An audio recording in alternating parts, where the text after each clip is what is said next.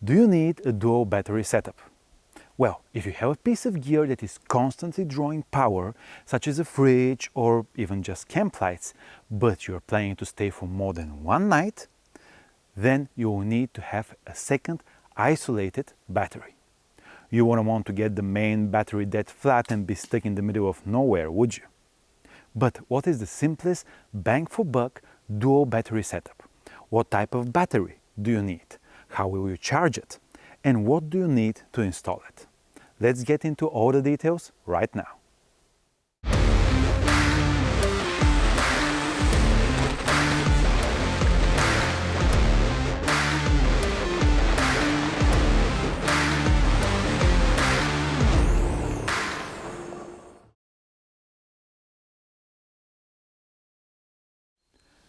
Hey everyone, George here, and you're watching the 4x4 Lab, where on today's video we're going to talk about dual battery setups, 12 volt. So let's get over the basics first. Your car has a battery, and it's even a deep cycle one like this Optima here. So can you run your camping equipment from that battery? Well, your battery will probably give you about a day's worth of power depending on your consumption at camp before it runs flat and you won't be able to start your car. That's why you need a second isolated battery. But what type of second battery should you choose? Well, there are two main types of batteries. Lead-acid batteries have been the traditional choice for automotive applications for many years. They're affordable, have a good starting power, making them suitable for starting the engine. Lead-acid batteries come in two main variants. Flooded lead-acid batteries have liquid electrolyte and require regular maintenance to check and refill the water level. AGM batteries are sealed and maintenance-free. They use a fiberglass mat soaked in electrolyte, providing better resistance to vibration and higher cranking power, making them the better choice. The other type is the lithium batteries. They offer high energy density, lightweight construction, and longer cycle life. However, they're more expensive and require specialized management systems for charging and discharging.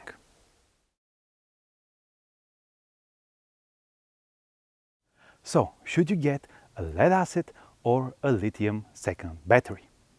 Let's make a comparison. First off, every time you discharge a lead-acid battery, you're shortening its lifespan. Even a deep cycle battery will tolerate up to 50% discharge before the voltage drops below 12 volt. And under 11 volt, it's dead flat. Lithium batteries tolerate deeper discharges, up to 95%, and they'll be fine. And up to 80% discharge, the voltage would not even drop, versus 50% for the lead-acid ones, meaning that lithium delivers twice the energy. Next, how long can you expect your batteries to last? Well, lithium has 6-7 times the cycle life of an AGM battery, assuming you don't discharge the AGM to less than 50%, because then the difference would be even greater. How about weight? Well, lithium batteries are less than half the weight of their lead-acid counterparts, because lead-acids are filled with heavy lead plates. For example, a 100 amp lithium battery will weigh about 12 kilos, and a 100 amp lead-acid battery will weigh 30 kilos. So let's do the math. For 100 amps of usable power of an AGM, you will need two 100 amp batteries weighing 30 kilos each. That's 60 kilos. And for just about 12 kilos for lithium, you'll get the same 100 usable amps.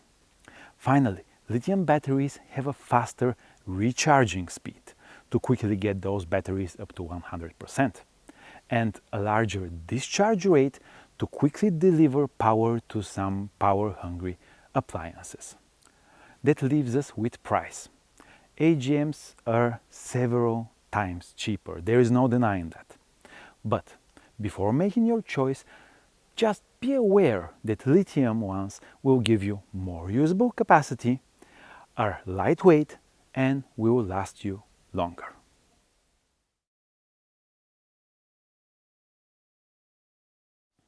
So you have a second battery now. You have your lights, your fridge, but you need a solution to easily charge that battery.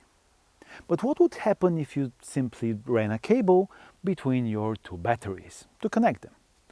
Well, if you have the same type of battery as the start battery, then when the vehicle is running, it will charge both your batteries. The trouble is that as soon as you stop the vehicle, turn it off, then both the batteries will start to drain. Of course, you have more capacity than just one battery, but you still risk draining the start battery and getting stuck, just a little bit later. The cheapest dual battery setup would be to just manually connect the cable between your starter battery and the secondary battery when the engine is running and disconnect it when you stop at camp. If you want a more set and forget option, you will need a battery charger. This is the link between the two batteries, which is responsible for charging the secondary battery while also preserving the starter battery at the front so you don't drain it. But what battery charger do you need? Firstly, that depends on the 4x4 that you have. Older vehicles have a fixed voltage alternator, which puts out a constant 14-volt charge. For that, you will need a simple isolator. When the engine is running and the alternator is pumping 14 volts, it will allow the charge to go through to the second battery. When the engine is turned off and the voltage drops, it will separate the starter battery from the second battery. These isolators are simple, cheap, reliable, and easy to install. Most four-wheel drives after 2008 have what's called a smart alternator, which provides a variable voltage of between 12 and 15 volts, depending on a number of factors in order to reduce the load on the engine and save a bit of fuel. In that case, you will need a special DC to DC charge controller. In a 4x4 like this with a smart alternator, a simple isolator will cut off the second battery when the smart alternator drops the current, meaning you might be driving for hours the entire day only to find out that the second battery is not charged when you stop at camp. In addition, the isolator will only work for a lead-acid second battery. If you're running lithium, you will need a DC-DC charger that is lithium compatible. The reason is that lithium batteries have very different charging profiles, so the DC-DC charger will be responsible for providing the correct current to your battery, and of course ensuring you get many years of service from them. On the rooftop tent I have mounted my solar panel, because the key to staying at camp for longer is solar. Sooner or later secondary batteries will run flat, but a well-thought solar input will make sure that you can stay at camp for as long as you want to, not as long as you need to. For a neat and easy setup, you need a solar charge controller. Its job is to monitor the voltage and current during power production of the panel and make sure they are within the safe operating limits of the battery at any time. There are two types of solar charge controllers. The PWM, which stands for Pulse Width Modulator, and MPPT, which stands for Maximum Power Point Tracking. I don't want to get into too much details right now, but the MPPT devices are more efficient and more expensive, unfortunately. Some DC-DC battery chargers also have the MPPT within, so this means you don't need to buy a separate device but have everything in one. I think that is the simplest and cheapest option if you also want to have a solar input.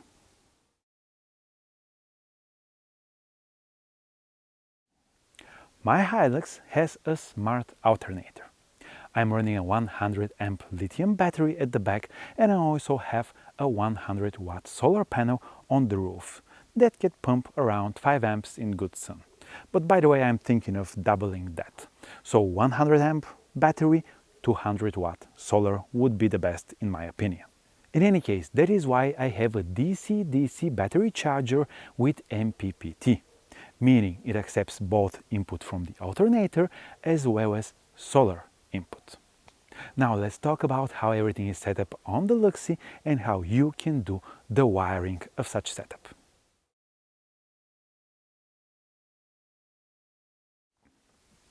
We need to start from the engine bay, where I run the main charging line between the starter battery and the secondary battery, the auxiliary battery at the back. There are two principles that are applied here, and the same two should be used for the rest of the wiring in the vehicle. First off, you need to put a fuse on every positive wire in your vehicle. Placing a fuse means that if there is a short, the power will stop where the fuse is broken. In addition, the fuse should be placed as close as possible to the source of power, not the other end of the line. The second principle is that you need to over-engineer the wires. Folks, figure out how everything is going to draw and use cables that can handle more than that. To give you an example, here I have a thick wire that is rated for 80 amps, protected by a 50 amp fuse to charge a DC-DC charger that is 30 amps. If you don't over-engineer this part, there will be a voltage drop that is going to be greater the longer the wires are, for example, this one going from the front to the back. And more importantly, you risk building up heat on a thin wire, melting it, and causing a fire.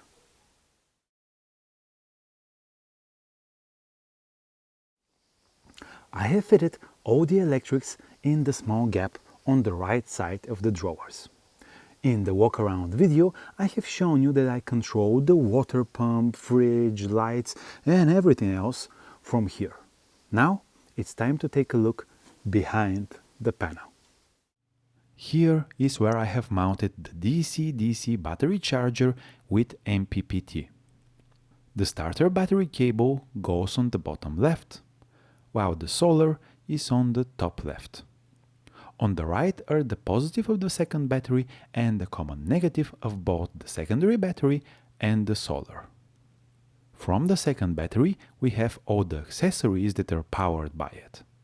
Each of them has its own fuse that is easily accessible from the front of the panel. Then you have the switches, and then they go to each of the appliances. Pause the video now to take a better look at this diagram for a better illustration of what we just talked about.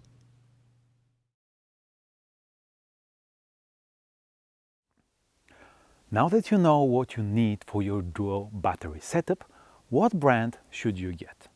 I have done some research, and the most popular and reliable brands for dual battery system that offer everything you need from the battery, the chargers, the solars are Redarc, Victron and Renogy. Redarc is definitely on the more expensive side, but if you want to expand your setup in the system with all the bells and whistles, they usually have them all. Victron is also a solid option and a reputable brand. However, I have found that Renogy offers the best bang for your buck in my opinion on all of their devices, so that's why I decided to use their products for my Hilux. So, I think we covered all you need to know to build your own simple and affordable 12-volt dual battery system. Choose the type of battery, decide whether you want solar or not, pick the appropriate charger based on your needs, and remember the alternator type of the vehicle, and over-engineer the wiring. Next time, I believe we should talk about the water system and filtration we have here. So make sure you subscribe to the channel and stay tuned for that. And if you want to show your support, consider buying me a beer on Patreon. Thank you for watching and take care.